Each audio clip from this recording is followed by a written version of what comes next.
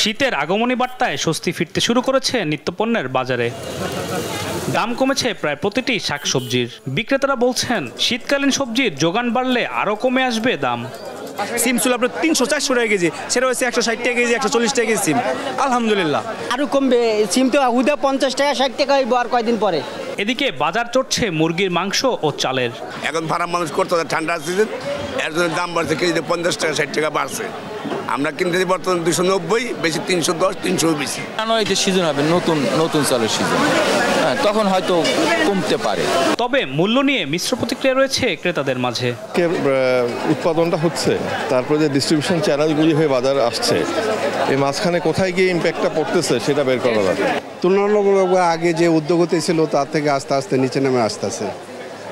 এদিকে 1 নভেম্বর থেকে বাজারে পলিথিনের ব্যবহার পুরোপুরি নিষিদ্ধ হওয়ার কথা থাকলেও প্রায় প্রতিটি দোকানেই দেখা মিলেছে পলিব্যাগের। পরিবেশ মন্ত্রণালয় বলছে সতর্কতামূলক প্রচারণা শেষে 3 তারিখ থেকে শুরু হবে মোবাইল কোর্ট, করা হবে জরিমানা। বাংলাদেশের প্রতিটা অফিস নিয়মিত পলিথিনের বিরুদ্ধে অভিযান পরিচালনা করে, কিন্তু আপনারা জানেন যে আমরা বাজার থেকে উঠাচ্ছি, এনফোর্সমেন্ট করছি, জরিমানা করছি, ইভেন কারাদণ্ডও দেওয়া হচ্ছে, তারপরেও কিন্তু আবার রিপ্লেস হয়ে যাচ্ছে।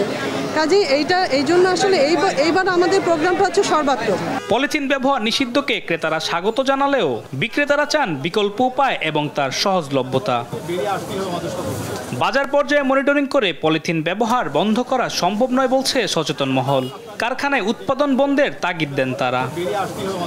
আলিমুজ্জামান সাফওয়ান, দেশ টিভি, ঢাকা।